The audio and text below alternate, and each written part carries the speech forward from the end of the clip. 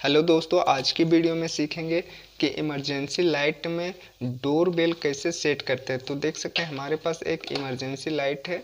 इस emergency light में door bell को कैसे लगाएंगे, देख सकते हैं ये इमरजेंसी लाइट बिल्कुल चालू कंडीशन में है। तो चलिए सबसे पहले इन सभी स्क्रू को यहाँ से निकाल लेते हैं और इसको ओपन कर लेते हैं। तो यहाँ पर देख सकते हैं 6 स्क्रू यहाँ पे लगे हुए हैं। इन सभी स्क्रू को खोल लेते हैं। उसके बाद डोर बेल को कैसे सेट करेंगे इस इमरजेंसी लाइट में सभी कुछ बताएंगे पूरी डिटेल्स में, तो वीडियो को पूरा कंप्लीट देखें। तो सभी स्क्रू को हमने खोल लिया है, उसके बाद इसको बाहर निकाल देते हैं। तो यहाँ पर देख सकते हैं कुछ इस तरीके से पहले से यहाँ पे इसको जुगाड़ लगा के मोबाइल की बैटरी इसमें लगाया गया है, और जिसमें मोबाइल की बैटरी लगाने से जो इसकी बैकअप होती है वो बहुत अच्छी हो जाती है, इसकी बैकअप बढ़ जाती है। और इसमें जो पहले से बैटरी लगी हुई रहती है वो बैटरी हमारी अच्छे तरीके से चार्ज नहीं हो पाती और उसका बैकअप भी कम रहता है। इसलिए यहाँ पे मोबाइल का बैटरी हमने लगाया है, और इस बैटरी को चार्ज करने के लिए यहाँ पर देख सकते हैं एक चार्जिंग सॉकेट लगाया हुआ है। ये मोबाइल के डाटा केबल या मोबाइल के चार्जर से ये चार्ज हो जाता है।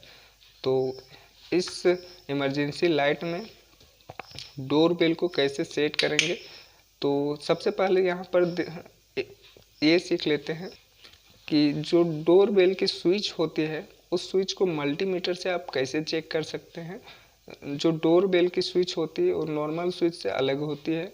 यहाँ पर देख सकते हैं डोर बेल की स्विच जो होती है वहाँ एक बार पुश करने से यहाँ पे, उसके बाद छोड़ देने से वापस अपनी जगह पे आ जाती है कुछ इस तरीके से। तो इस तरीके से डोर बेल की स्विच काम करती है। अब इस स्विच को कैसे चेक करेंगे मल्टीमीटर से कि ये सही है या ख़राब है। और यहाँ पर डोर बेल के लिए जो इस्तेमाल करेंगे ये स्पीकर, ये आपको इलेक्ट्रॉनिक शॉप में बहुत ही आसानी से मिल जाएगी। ये जो स्पीकर है ये 3 वोल्ट से 12 वोल्ट तक ये ऑपरेट होती है, यानी 3 वोल्ट से 12 वोल्ट तक ये जो स्पीकर है ये हमारी चल जाएगी। तो इस स्पीकर को भी मल्टीमीटर से कैसे चेक करेंगे ये भी सीखेंगे। तो सबसे पहले हमारे पास एक मल्टीमीटर है, इसको चेक कर लेते हैं सबसे पहले।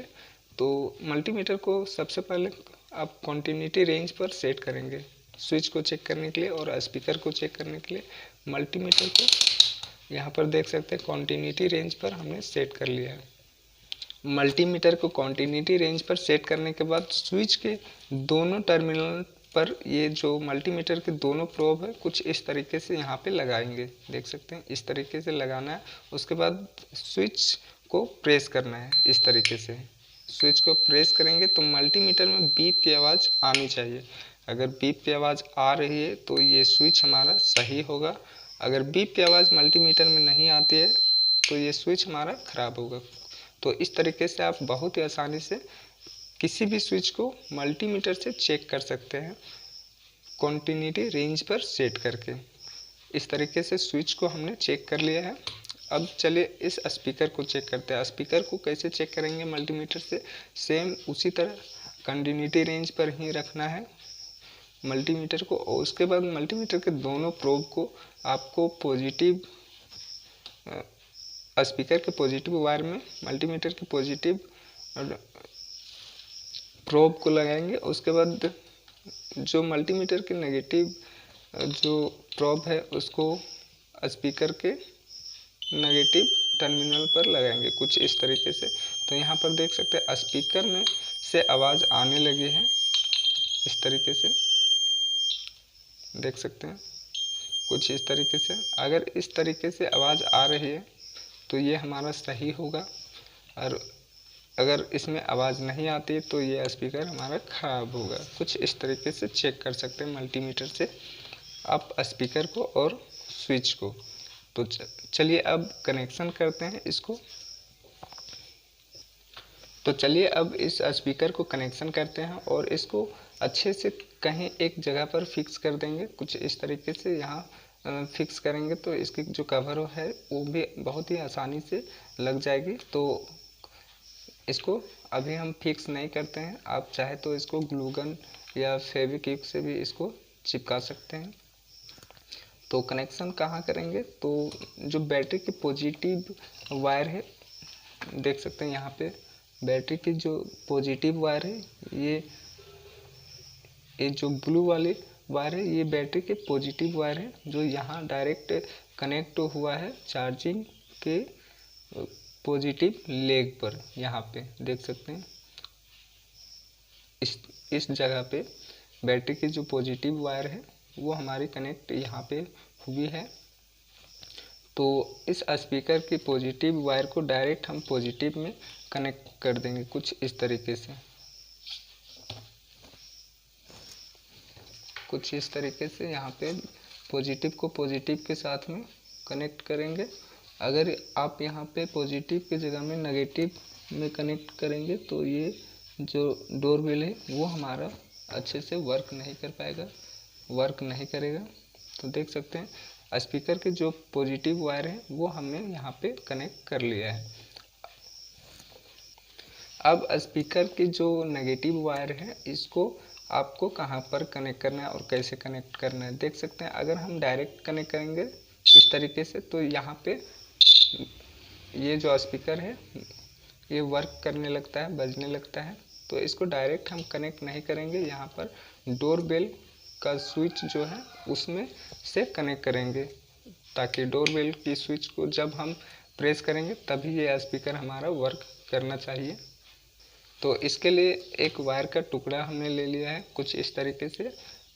आप इसके जगह पर लंबी वायर का भी प्रयोग कर सकते हैं, आपको जितनी वायर की ज़रूरत है उतनी आप इसमें लगा सकते हैं, उतनी लंबी वायर आप लगा सकते हैं। तो एक वायर का जो हमने टुकड़ा लिया है उसको स्विच के दोनों टर्मिनल्स पर इस तरीके से कुछ लगा लेना है दोनों वायर को, और अच्छे से यहाँ पे टाइट कर लेना है इस स्क्रू को कुछ इस तरीके से। अब दूसरी वायर को भी कुछ इस तरीके से हमने स्विच के दोनों टर्मिनल्स पर यहाँ पे लगा लिया है, देख सकते हैं इस तरीके से हमने दोनों वायर को कनेक्ट कर लिया है। अब क्या करना है, तो जो स्पीकर की एक वायर जो नेगेटिव यहाँ पे बची हुई है उसको स्विच के नेगेटिव वायर के साथ में जोड़ देना है कुछ इस तरीके से। इस तरीके से हमने जोड़ लिया है। अब यहाँ अच्छे से टेप लगा लेंगे ताकि अंदर में शॉर्ट सर्किट ना हो।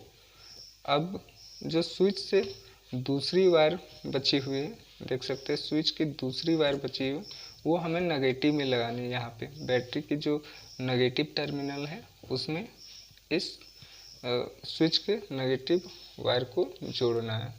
तो कुछ इस तरह से हमने स्पीकर की दूसरी वायर को हमने स्विच के दूसरे टर्मिनल से इस तरीके से कनेक्ट कर लिया है, और स्विच के जो एक टर्मिनल बचा हुआ था उसका एक वायर को हमने बैटरी के नेगेटिव टर्मिनल पर इस तरीके से जोड़ दिया है।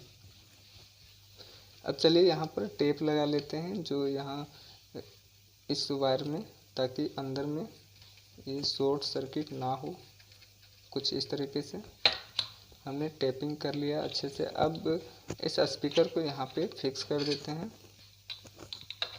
इस तरीके से। अब इस स्विच को बाहर निकाल देते हैं इधर कुछ इस तरीके से। तो ये हमारा डोर बेल बन के पूरा कंप्लीट हो चुका है इस तरीके से। अब इसको चेक करेंगे इस तरीके से। चेक करने से पहले सबसे पहले इस यहाँ पे जो कवर है इस कवर को लगा लेते हैं। यहाँ पे इस प्लास्टिक को यहाँ डाल देते हैं ताकि ये इधर उधर ना हो। सेट होने के बाद इस कवर को अब यहाँ पे अच्छे से सभी स्क्रू को बंद कर लेते हैं। उसके बाद चेक करते हैं कि ये प्रॉपर हमारा डोर बेल है वो काम कर रहा है कि नहीं। सभी स्क्रू को कस लेंगे अच्छे से। तो सभी स्क्रू को हमने अच्छे से यहाँ पे लगा लिया है। अब चलिए इसको टेस्ट करते हैं। तो देख सकते हैं इमरजेंसी लाइट के अंदर में हमारा डोर बेल बन के बिल्कुल तैयार हो चुका है और यहाँ पर इमरजेंसी लाइट भी जल रही है। तो चलिए डोर बेल को चेक करते हैं। यहाँ पे स्विच को जैसे ही आप प्रेस करेंगे तो देख सकते हैं यहाँ पे ये डोर बेल है, ये हमारा पूरी तरीके से अच्छे से वर्क कर रहा है। इस तरीके से आप इस जो वायर है, इस वायर को आप चाहे तो जितनी लंबा करना चाहते हैं कर सकते हैं इस वायर को, और स्विच को आप जहाँ चाहते हैं वहाँ लगा सकते हैं इस तरीके से। और इस डोरबेल को बहुत ही आसानी से चार्ज भी कर सकते हैं डायरेक्ट आप मोबाइल से।